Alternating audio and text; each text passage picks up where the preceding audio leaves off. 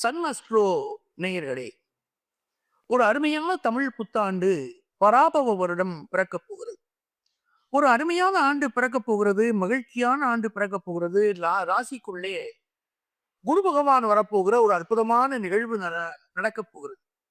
அப்ப இந்த நிகழ்வை சொல்வதற்கு ஒரு அற்புதமான ஜோதிடர் இருந்தால் எவ்வளவு நன்றாக இருக்கும். கடகராசியுடைய பெருமைகளை, கடகராசிக்காரர்கள் வாழ்க்கையிலே பராபவ ஆண்டிலே ஏற்படக்கூடிய மாற்றங்களை சொல்வதற்கு ஒரு மாமனிதர் இங்கு வந்திருக்கிறார். ஜோதிட மாமேதை திருக்கோவிலூர் பரமீதரன் ஐயா அவர்கள். அவருடைய எழுத்துக்களை எல்லாம் வாசித்திருப்பீர்கள். மக்களை மயக்குகிற எழுத்துக்கள், மக்களை மயக்கக்கூடிய சொல் வன்மை. அப்படி ஒரு அற்புதமான ஜோதிட நம்மோடு இணைந்து நங்கநல்லூர் பஞ்சநாதன் ஆகிய நானும் அவரும் இணைந்து இந்த ராசி பலன்களை வழங்கிக் கொண்டிருக்கிறோம். ஐயா அவர்கள் இப்பொழுது கடகராசியுடைய பலன்களை சொல்ல துவங்க போகிறார். ஐயா, கடகராசிக்கு என்ன பலன்கள் இருக்கு? ரொம்ப சுபிட்சமா போய் பேசிட்டீங்க ஐயா. என்னன்னா, ஏன் என்கிட்ட தள்ளி வரீங்கன்னு நல்லா தெரியுது எனக்கு. ரொம்ப சுபிட்சமா இருக்காங்க கடகராசிக்காரங்க. எல்லா நெருக்கடியிலிருந்தும், சங்கடங்களிலிருந்தும் இப்ப வெளிய வந்துட்டாங்க. வெளிய வந்துட்டாங்க. இன்னும் பராபவம்னு பார்த்தீங்கன்னா, நான் ஒரு பரோபகாரமான ஆண்டாவா இருக்க போகுது. எப்படி சொன்னீங்கன்னா, என்னுடைய பார்வையிலங்கய்யா, நீங்க கொஞ்சம் கேட்கணும். இந்த 30 ஆண்டுகள் வாழ்ந்தவரும் கிடையாது, 30 ஆண்டுகள் தாழ்ந்தவரும் கிடையாது சொல்லுவாங்க இல்லைங்களா? நான் எப்படி அத பார்க்குறேன்னா, 9ஆம் இடத்துக்கு சனி பகவான் சஞ்சரிக்கின்ற காலகட்டத்தில் தான் அந்த 30 ஆண்டு கணக்கு என்பது என்னுடைய பார்வையில. என்ன அந்த சஞ்சார நிலை, அந்த பார்வைகள் 3 இடங்களையும் பார்க்கின்ற நிலை, இந்த 4 நிலைகளுமே அவர் 9ஆம் இடத்தை சஞ்சரிக்கின்ற போது யோக பலன்களை ஏற்படுத்தி கொடுக்கும். அவர் பார்க்கின்ற இடங்கள் 3ஆம் இடம், தைரியஸ்தானம், வீரியஸ்தானம், பராக்கிரமஸ்தானம். 6ஆம் இடம் சத்துரு ஜெயஸ்தானம், ருணரோகஸ்தானம், லாபஸ்தானம். இப்போ பார்த்தீங்கன்னா, பாக்கியஸ்தானத்தை சஞ்சரிக்கின்ற சனி பகவான் மீனத்தில் சஞ்சாரம் பண்ணுறாரு இந்த ஆண்டு பிறக்கின்ற போது. அப்போ இதற்கு முன்னாடி சனி பயிற்சி அவர்களுக்கு யோகமாக தான் இருக்கு. இப்போ கடகராசியில் பார்த்தீங்கன்னா, ஒரு பெரிய துள்ளலோட, ஒரு புத்துணர்ச்சியோட இருப்பதற்கு வாய்ப்புகள் உண்டு. இயல்பாகவே பார்த்தீங்கன்னா, ரொம்ப வேகமாக இருப்பாங்க. இப்போ தைரியம், தன்னம்பிக்கை, வேகம், வீரியம் என்பது அதிகபட்சமாக இருக்கும். இதுல எனக்கு ஒரு சந்தேகம். அருமையா சொன்னீங்க. 9ஆம் இடத்துக்கு சனி பகவான் போயிருக்கிறார். 9ஆம் இடம்ன்றது பித்ரு ஸ்தானம் இல்லையா? அப்பாவை குறிக்கிற ஸ்தானம். ஆமா. அப்ப தந்தைக்கு பாதிப்பு தராதா அது? நீங்க 10க்கு 12ஆம் இடம் தானே அது. தந்தையுடைய ஸ்தானம் தான். தந்தைக்கு கண்டம் சொல்ல முடியாது இல்லையா? அது புகழுக்குரிய இடமா தானே இருக்கும். அப்ப நீங்க தந்தைக்கு பாதிப்பு வராது நிச்சயமா அப்படிங்கிறீங்க. ஏன் சொல்லிதான் நான் உங்களுக்கு. நிச்சயமா. நீங்க கணக்கு சொல்லுவீங்க. அந்த கர்மஸ்தானத்துக்கு அதிபதியானவன் செவ்வாய். ஆமா. அவனும் போய் 9ஆம் இடத்துல சனியோட சேர்ந்து இருக்கிறாரு. அப்ப ஒரு எச்சரிக்கை உணர்வோடு தந்தையுடைய உணர்வு வந்து ஒரு மாதம் இருப்பாராங்க செவ்வாய். நம்ம பேசுவோம். ஒரு மாதம் இருப்பாரா? அதுக்கு பிறகு ஒரு 10ஆம் தேதி வந்துடுவாரு இல்லையா? செவ்வாய் வந்துடுவாரு இல்லையா? அப்ப ஏன் பயப்படணும்? புரியுங்களா? அப்ப பயப்பட வேண்டிய அவசியம் இல்ல. இந்த ஒரு காலகட்டம் 1 மாதம் 10 நாள் இது அப்படியே காற்றுல போற மாரி அப்படியே போயிடும். இவர் நேயர்கள் வந்து தந்தையுடைய உடல்நலம் பற்றி கவலைப்பட வேண்டாம்ங்கிறதா கருத்து. இன்னொரு தகவல் சொல்றீங்கயா. இவர்கள் தந்தையை பற்றி தந்தைக்கு இந்த பிரச்சனை வரும்னு இவருடைய ஜாதகம் இருக்குன்னு வச்சுக்கோங்களேன். அவருடைய ஜாதகம் ஆயுட்காரகம் பலமாக இருந்து விட்டா, அவர் நடக்கின்ற திசாபுத்தி சாதகமாக இருந்து விட்டால் அப்படியே தலைக்கு வந்து உரசிட்டு வரும் இல்லையா? நிச்சயம் பெரிய பாதிப்பா இருப்பதில்ல. நம்ம எல்லாத்தையும் நம்ம பாப்பீங்க. சரிங்களா? அப்போ 6ஆம் இடத்தை பார்க்கின்ற போது இத்தனை ஒரு 2, 2.5 ஆண்டுகளாக பார்த்தீங்கன்னா, பொது 5 ஆண்டுகள் கணக்கு. 7ஆம் இடத்தை சஞ்சரித்த காலகட்டம், 8ஆம் இடத்தை சஞ்சரித்த காலகட்டம், 5 ஆண்டுகளாக மிகப்பெரிய சங்கடத்தில் இருந்த ராசிக்காரர். இப்போ 6ஆம் இடத்தை பார்க்கின்ற போது அந்த மறைமுக எதிர்ப்புகள், தொல்லைகள் எல்லாம் விலக ஆரம்பிக்கும். எதிரிகளே வந்து சமாதானம் பேசக்கூடிய அளவிற்கு ஒரு நிலை மாற்றம் ஏற்படும். ஒரு அரசியல்வாதியை பத்தி பேசலாம் இப்ப நம்ம. ஆனா அந்த நிலை போயிட்டு இருக்கு இப்போ. உடல் ரீதியாக ஏற்பட்ட பாதிப்புகள், மன ரீதியாக ஏற்பட்ட பாதிப்புகள், அதிலிருந்து இவர்களுக்கு ஒரு மாற்றம் கிடைக்கும். 11ஆம் இடத்தை பார்க்கின்ற போது செய்து வருகின்ற தொழிலாகட்டும், பார்த்து வருகின்ற உத்தியோகமாகட்டும், எல்லாவற்றிலும் இவர்களுக்கு நன்மையான பலன்கள், லாபத்தை அடையக்கூடிய விஷயங்கள் இருக்கு. இன்னொரு சூட்சமும் சொல்ல போனா 11ஆம் இடத்தை பத்தி நீங்க அடிக்கடி சொல்லுவீங்க. என்ன? அது உபஸ்தானம் 1. அப்போ வாழ்க்கை துணைக்கு அப்பாற்பட்ட ஒரு நட்பு, இல்ல வாழ்க்கை துணையை இழந்தவர்களுக்கு, பிரிந்தவர்களுக்கு வேறொரு வாழ்க்கைக்கான ஒரு வழிகாட்டுதலாக அந்த 11ஆம் இடத்து பார்வை இருக்கும். இந்த நேரத்துல பார்த்தீங்கன்னா 2 நெருக்கடி இருக்கு. என்ன 2 நெருக்கடி?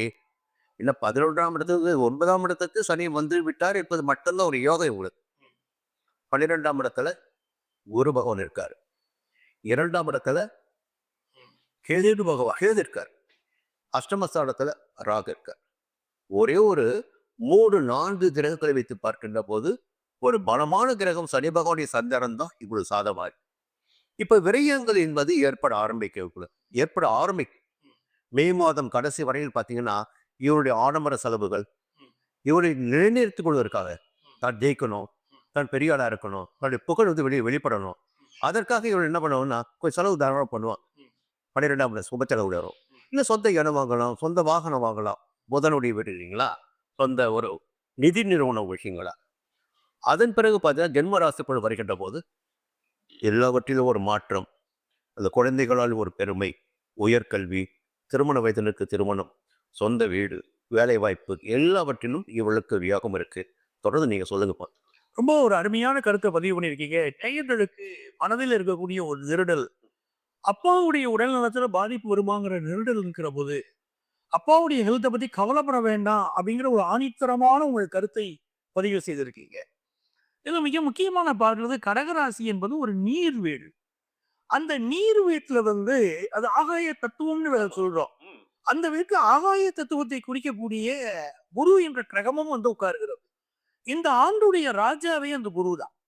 அந்த ராஜாவே உங்கள்ட்ட வந்து உட்கார்றாரு அப்படிங்கிற போது, ஒரு ராஜாவா தானே நீங்க இருக்க போறீங்க, கடகராசிக்காரர்கள் இருக்க போறீங்க. ஒரு பெரிய மன்னர்களாக வரக்கூடிய வாய்ப்பு இந்த ஆண்டு இருக்கு. அது அந்த சூட்சும. அப்போ இதுல வந்து அந்த குரு பகவான் யாருன்னா பாக்கியாதிபதி. கடகராசிக்காரர்களுக்கு ரொம்ப பாக்கியமான ஆண்டு. இவர்கள் பெற்றோர்கள் செய்த புண்ணியம், இவர்கள் செய்த புண்ணியம் இருக்கக்கூடாது. ஏன்னா பாக்கியாதிபதி.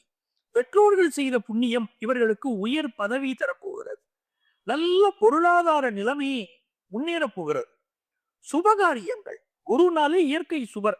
கல்யாணம், காது குத்து, வழகாப்பு, சீமந்தம், உபநயனம், அது சஷ்டியப்த பூர்த்தி, சதாபிஷேகம் என்று எந்த சுப நிகழ்ச்சி எடுத்தாலும் இவர்கள் இல்லத்தில் இருப்பவர்களுக்கோ சுப செய்திகள் கூடி வரும். ஐயோ சின்ன தகவல் மட்டும் சொல்லிடுறேன். இந்த சனி பயிற்சி முடிஞ்ச உடனே என் மகளுக்கு அவ கடகராசி ஆ, அரசு வழக்கறிஞராக ஒரு நியமனமாக ரொம்ப மகிழ்ச்சி. புரியுதுங்களா? அப்போ அப்ப சுப செய்தி ஓடி வந்துருச்சா இல்லையா? அப்புறம் சுபகாரகன் குரு பகவான் வராரு, சுப செய்தி வருது. கண்ணு முன்னால ஒரு லிவிங் எக்ஸாம்பிள் சொல்லிட்டீங்க. அப்போ மகளுக்கு அப்படி கிடைச்சிருச்சு. மகிழ்ச்சியா. சும்மா ரொம்ப நல்ல விஷயம். அப்போ சனி பகவான் இது 2.5 ஆண்டு காலம் இவருடைய அப்படியே அற்புதமாக பாதுகாப்பார். நான் சொல்றது என்னன்னா என் மக்கள் என்று உதாரணம். அது சின்ன உதாரணம், சின்ன ஒரு வீட்டுல பிறந்தவங்க அவள் நிலைமை.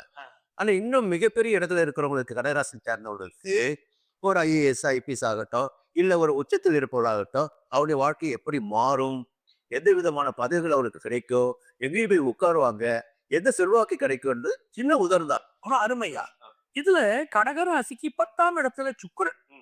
அப்போ சுக்கிரன் என்பது கலைகளை குறிக்கிறது. அப்போ கடகராசியில் பிறந்த கலைஞர்கள் மிகப்பெரிய உச்சத்தை தொடுவார்கள். ஏன்னா உச்ச சூரியனோடு சேர்கிறார்கள். உச்சமாக இவர்களுக்கு வாழ்க்கையில நிறைய விஷயங்கள் நடக்கும். அந்த சுக்கிரன்கிறதான் பெண் கிரகம். ஆகவேதான் பெண் கிரகத்திலே பெண்ணாக பிறந்தவர்களுக்கு நல்ல ஒரு அரசியல் பதவி, அரசு பதவி, தலைமை பொறுப்புகள் இதெல்லாம் கிடைக்கக்கூடிய யோகம் கடகராசி பெண்களுக்கும் இருக்கிறது. கலைஞர்களுக்கு நம்ம இடத்துல சூரியன் ராசி கிரகம் அப்படிங்களா, அரசு பதவி நிச்சயமா கிடைச்சே ஆகணும். அப்ப எவ்வளவு பெரிய யோகம். லாபாதிபதி சுக்கிரனோடு சேர்ந்த சூரியன்கிறத நம்ம குறிப்பிட்டு சொல்லணும். ஒரு சூட்சமத்தை நம்ம சொல்லிடுவோம். என்னன்னா ஒரு அம்மா பிறந்தாங்க, முதல்வர் பிறந்தாங்க. அவங்க பிறந்த நேரத்தில் ஒரு 5000 பேர் பிறந்திருப்பாங்க. அவர்கள் எல்லோருமே அம்மா மாதிரி ஆகல. ஆனா என்ன நடக்குன்னா இந்த நேரத்தில் கடகராசியில் பிறந்தா யாராக இருந்தாலும் அவர்களுடைய நிலைக்கு ஏற்ப, கர்ம வினைக்கு ஏற்ப, ஒருத்தர் பஞ்சாயத்து தலைவராகலாம், ஒருத்தர் மாவட்ட தலைவராகலாம், ஒருத்தர் சட்டமன்ற உறுப்பினர் ஆகலாம், ஒருத்தர் நாடாளுமன்ற உறுப்பினர், ஒருத்தர் முதல்வர் ஆகலாம். புரியுங்களா? அந்த யோகம் அவர்களுடைய கர்ம வினைக்கு ஏற்ப நிச்சயமாக இந்த காலகட்டத்தில் இவர்களுக்கு யோகம். அதாவது நாம இங்க சொல்றதெல்லாம் கோச்சார கிரகங்களின் அடிப்படையில் பொது பலன்கள். ஆனால் நம்முடைய பிறவி ஜாதகம்னு ஒண்ணு இருக்கு. வகுத்த வகையில்லால் கோடி கொடுத்தாலும் துய்த்தல் அரிதுங்கிறாரு வள்ளுவர். அப்ப நம்ம சொந்த ஜாதகத்துல என்ன திசா புத்தி, கிரகநிலைகள் எப்படி இருக்கிறது அப்படிங்கிறத பொறுத்துதான் அந்த பலன்கள் வெளிவரும். அதாவது பியூன் வேலை கிடைச்சாலும் மகிழ்ச்சி தான், கலெக்டர் வேலை கிடைச்சாலும் மகிழ்ச்சி தான், அரசியல் கிடைக்கும். அவரவர் ஜாதக கர்மாவை பொறுத்து. இப்போ இதுல இன்னொரு நல்ல விஷயம், இந்த குரு பகவானுடைய அனுக்கிரகத்தினால ரொம்ப நாளா குழந்தை பாக்கியம் இல்லாதவங்க குழந்தை பாக்கியம். ஆமா. இன்னொரு விஷயம், 2ஆம் இடத்திற்கு அதிபதி சூரியன், லாபாதிபதி சுக்கிரன். இந்த 2 பேரும் இணைகிறார்கள். அப்படிங்கிற போது நல்ல பொருளாதார வளர்ச்சி, திடீரென்று பொருளாதார வளர்ச்சி கடகராசிக்காரங்களுக்கு ஏற்படும். 2 பேரும் சேர்ந்து 10ஆம் இடத்தில் அமர்ந்தார்கள்.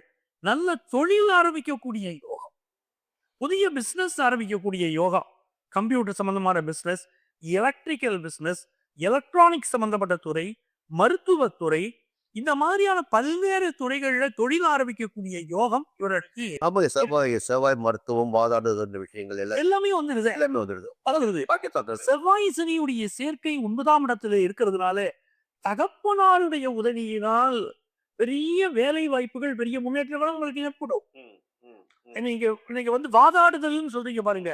அப்போ தகப்பனார் செய்த புண்ணியம் இது எல்லாமே அங்க அடங்குது. 9ஆம் இடத்துல செவ்வாய் சனி அந்த அமைப்பு நம்ம பார்க்கிறோம். இது மிகப்பெரிய வெற்றிகளை தரக்கூடிய ஆண்டு. சுகஸ்தானாதிபதி சுக்கிரன் இந்த கடகராசிக்காரங்களுக்கு அவர் தன்னுடைய வீட்டை தான் பார்க்கிறார், சுகஸ்தானத்தை பார்க்கிறார். அப்ப என்ன பிரச்சனைகள் இருந்தாலும் அதுல இருந்து விடுபடக்கூடிய ஒரு யோகம், கல்வியில நல்ல வளர்ச்சி. புரியுங்க. மே மாதத்தின் பிறகே பார்த்தீங்கன்னா ஜென்ம குரு வளர்ச்சி கொடுப்பாரு.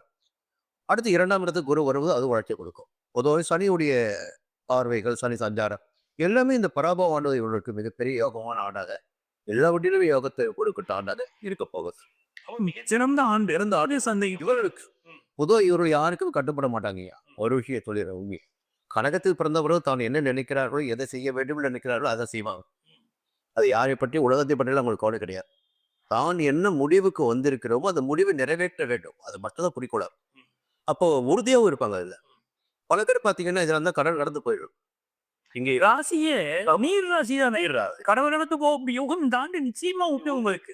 இந்த சலிபகன் எதிர்த்தாரு. வெளிநாட்டுல போய் படிக்கிற யோகம், ஏன்னா குரு அமர்ந்துட்டாரு. குரு ஐந்து வெளிநாட்டுல போய் படிக்கிற யோகம், 9ஆம் இடத்தின் அதிபதி வேற அவரு. ஆமா. அப்ப நிச்சயமாக இவர்களுக்கு ஒரு பாக்கியமான வாழ்க்கை இந்த ஆண்டு அமையும். இந்த ஆண்டு சிறப்பான ஒரு ஆண்டாக இருக்கும். வாழ்க்கையின் திருப்பு முனைக்குரிய ஆண்டாக இருக்கும். இவர்களுக்கு பிரபலமான ஆண்டாக. அப்போ இவர்கள் வந்து இந்த ஆண்டுல மிகச் சிறப்பாக இருப்பதற்கு தெய்வ வழிபாடு, அது வந்து இந்த திருப்பட்டூர் பிரம்மபுரீஸ்வரர் இருக்கார் பாருங்க. அந்த பிரம்மாவை சென்று வழிபட்டுட்டு வருகிற போது இவருடைய வளர்ச்சி ரொம்ப அற்புதமாக இருக்கும். குரு பகவான் இருக்கார் அப்படிங்கும் போது படிக்கிற குழந்தைகளுக்கு படிப்பிற்கு இவர்களால் ஆன உதவி செய்வதும் நல்ல வளர்ச்சியை தரும். வயதானவர்களுக்கு செய்யக்கூடிய உதவிகளும் இவர்களுக்கு கைமாறு கருதாமல் செய்யக்கூடிய உதவி பெரிய வளர்ச்சியை தான் கடகராசிக்காரர்களுக்கு கொடுக்க போகுது. சீனியர் சிட்டிசன்ஸ் எல்லாம் கடகராசியை சேர்ந்த சீனியர் சிட்டிசன்ஸ் நிம்மதியா இருக்கலாம். வியாதிகள் ஏற்பட்டாலும் மருத்துவமும் உடனே சிவகுருமா போய் கடகராசியில் சிறந்த மருத்துவர்கள் இருக்காங்க பாருங்க. குறிப்பாக ஆன்காலஜி பிராக்டிஸ் பண்ணக்கூடிய மருத்துவர்கள், அவர்களுக்கு ஒரு நல்ல பெயரும் புகழும் இந்த காலகட்டத்தில் கிடைக்கும். கேன்சருக்கு மருந்து கண்டுபிடிக்கக்கூடிய ஒரு அமைப்பு இந்த ஆண்டுடைய கிரகநிலைகள்ல தென்படுது. அதுவும் இந்த மருத்துவர்களுக்கு இவர் ரைராசி மருத்துவர்கள் அப்படின்னு பேர் வாங்கி கொடுக்கும். ஒரு சின்ன தகவல் சொல்லுவோம். 8ஆம் இடத்து ராகு வராரு இல்லையா, அப்ப தன்னை பாதுகாத்துக்கணும் இவங்க. ஒழுக்கத்திலும் சரி, உடல்நிலையிலும் சரி, தன்னை பாதுகாத்துக் கொள்ள வேண்டும். இல்லைன்னா 2 விஷயங்கள்ல வந்து பாதிப்பு ஏற்பட வாய்ப்பு உண்டு. ஒண்ணு உடல் பாதிப்பு வரணும், அங்க பாதிப்பு வரலையா தன்னுடைய புகழுக்கு ஒரு பாதிப்பு வரும். மற்றவர்களால் தூற்றப்படுவது என்பது ஒரு பாதிப்பு. சரிங்களா? இதில் இவர்கள் கவனமாக இருக்கணும். கவனமா. இது ரொம்ப அருமையான கருத்தியா. ராசிக்கு அதிபதி 8ல உட்கார்றாரு, ராகுவோடு உட்கார்றாரு. இவங்களுக்கு மனசுல ஒரு பதட்டம் இருந்துகிட்டே இருக்கும். 2வது விஷயம், சந்திரன் பயணக்காரன். அவன் ராகுவோடு சேரும்போது ஒரு வெளிநாட்டு பயணம் மேற்கொள்றாங்க, தொலைதூரத்து பயணங்கள் மேற்கொள்றாங்கன்னா கூட இவர்கள் உடைமைகள், பாஸ்போர்ட், விசா இதெல்லாம் ரொம்ப பத்திரமா அவங்க மறைந்து போவதற்கு வாய்ப்புகள் உண்டு. வாய்ப்புகள் உண்டு. அதனால இவர்களுக்கான மொத்தத்துல இது ஒரு நல்ல ஆண்டாக பராபவ ஆட்சி ராசி என்பவர்களுக்கு